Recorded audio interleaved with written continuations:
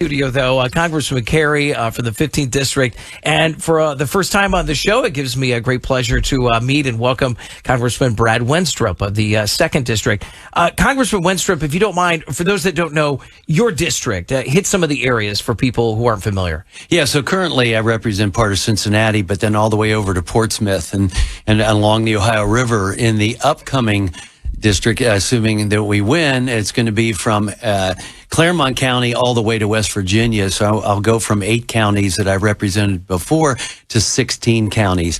Ohio lost a seat, and so that's the difference. So I pretty much have the Ohio River. All right. I love the Ohio River. Hey, can we talk about something with Biden being in Cleveland today? He's going to talk about the economy, and I can't help but sarcastically also laugh a little bit about this just because we know where we're at right now. Inflation is sky high, gentlemen.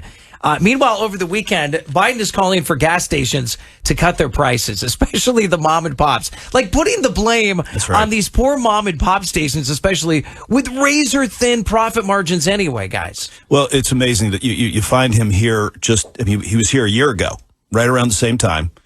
And look how far worse we are today. So I'll be interested to see what he says. Brad, what do you think? I think he doesn't understand the economy and how it works. And this is the problem we have in Washington. We have too many people that have never run a business, never been out in the arena, if you will. And so now you have people that have supported Joe Biden, like Jeff Bezos, coming out saying this man doesn't know what he's talking about. And I'm paraphrasing, obviously. But, inflation's at an all-time high.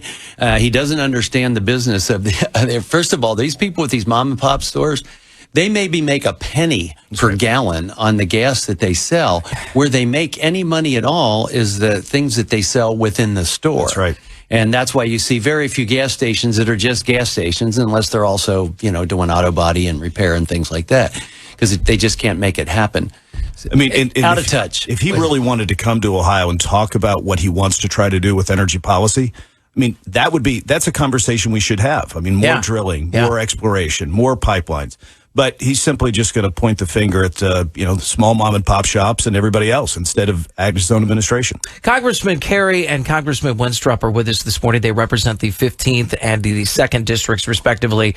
Congressman, let me ask you, if he just simply came to Cleveland today and said, you know what, ladies and gents, I support oil drilling. They've got my full support to get this industry back on track.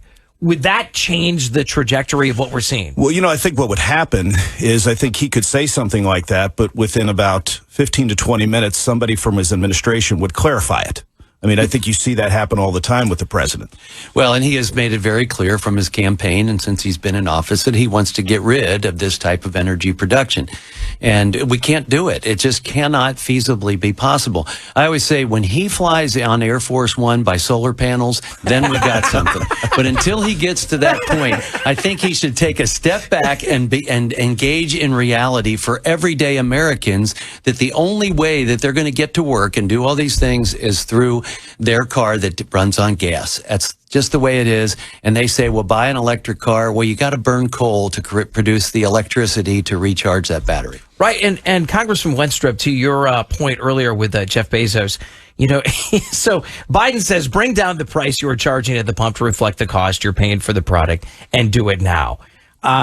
So then Bezos writes, ouch, inflation is far too important a problem for the White House to keep making mistakes like this. It's either straight ahead misdirection or a deep misunderstanding of basic market dynamics. I think what floors me, gentlemen, is this is a man who has not only been the vice president, he's been on various committees, but he's been a senator, a U.S. senator since the early 70s.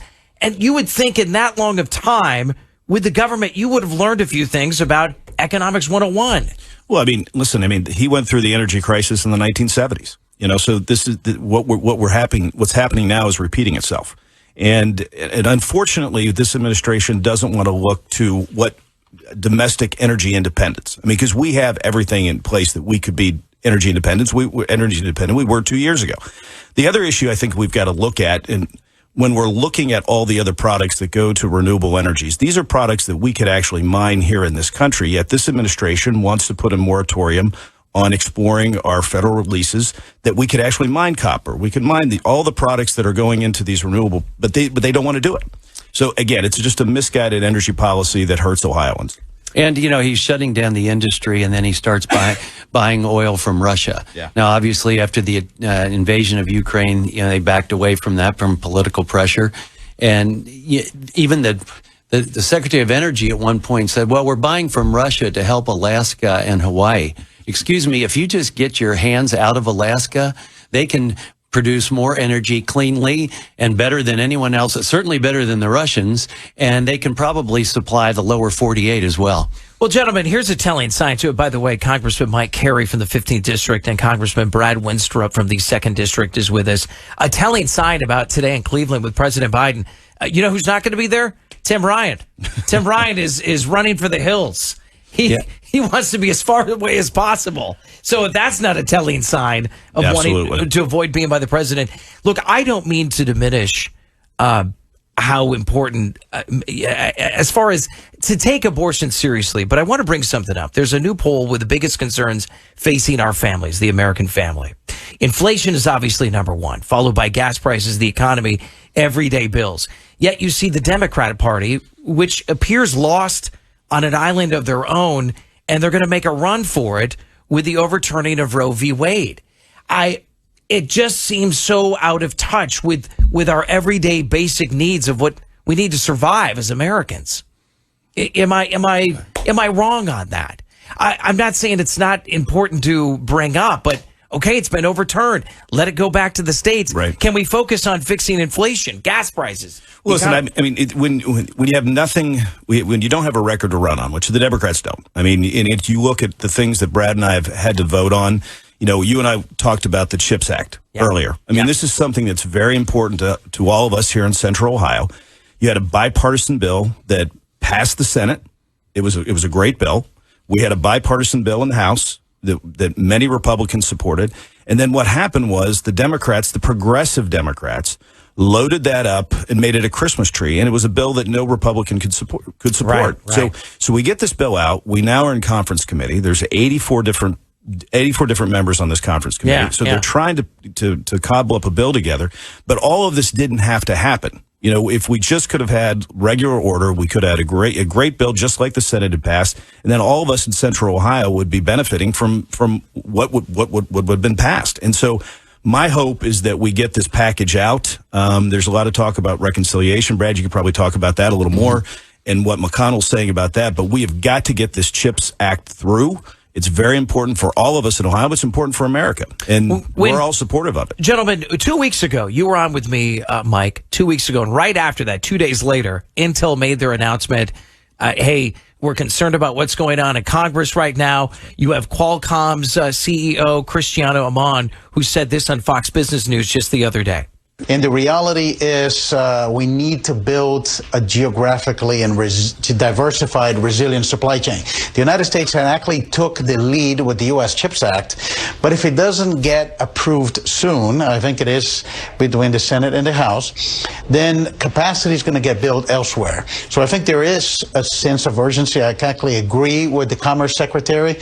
I think we need to move that into legislation. I think working alongside the European CHIPS Act so we can actually build a lot of capacity. The industry is going to have to double the total semiconductor throughput within the next decade. Great opportunity to build in the right places. Are you optimistic that can actually happen, to double? I'm a little worried about it, but I'm hopeful. Okay. All right, so does that concern you, Congressman? He's hopeful, but he's... It totally does. And he's absolutely right. Our supply chain is one of the biggest problems that we face. It's a national security issue. It's a national healthcare security issue because, I was a surgeon in Iraq for a year, 05, 06. If you'd have told me that my protective equipment and my pharmaceuticals relied on an adversary, China, I'd say, how did we get here? Especially our military. How did we get here? Chips are an important part of our military and our everyday life. We have got to be able to supply this ourselves. So when he talks about supply chain, he's dead on. So how do we do that? Well, we don't do it by what Biden wants to do, which is increase taxes on everybody, because that's why people who are competing globally go elsewhere. We need this domestic supply chain, and we as a Congress need to provide incentives for these types of things that we need right here in America. It's a different world today than after World War II. We've got to compete globally, and so some of these things like the CHIPS Act, we have to get done, but we have to get it done right, because as Mike said, what they offer us, this doesn't go through committee where we come to some bipartisan agreement. They just thrust it upon us too many times and have us vote on it. As I was talking to Mike earlier about it, it's kind of like, I want my kids to eat broccoli, but if you make them eat cupcakes and ice cream first, that's not the deal that I want. And so that's kind of what these bills are that we have. And so, like, why did you vote against it? Well, because it's loaded with a lot of things that are not good for America. And so let's get to the point of what we need to do, of what's best for America. And this supply chain issue is really key. He's spot on, and I'm glad he brought it up that way. Gentlemen, I'm running out of time, but the midterms, I don't want to jinx anything here, but there's obviously the big talk of a red wave. If that happens and the Republicans take over the House, what's going to be first as far as policy changes? Or what are you going to go after? Well, I think the first thing... Oh, here. Go ahead, turn on your mic there. Sorry. Yeah, go ahead. Back on? Yeah, there you go. Okay, great.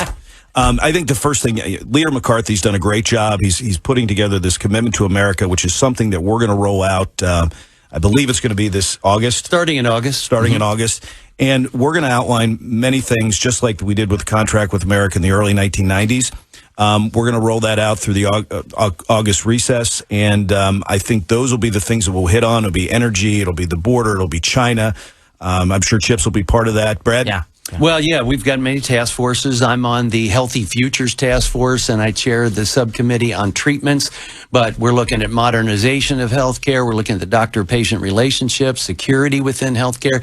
And so we're doing this in energy. We're having our policies brought forward. We're listening to our constituents. We're listening to stakeholders to get it ready. I'll tell you what we won't roll out first is a federal takeover of elections within our states, which is what the Democrats did when they got control. Yeah, it appears that's exactly what they want. Congressman Mike Carey of the 15th District and Congressman Brad Wenstrup of the 2nd District. Gentlemen, thank you for your time and coming in studio, and thank you also for your service as we get past 4th of July. Appreciate that. So thanks so much. Appreciate it.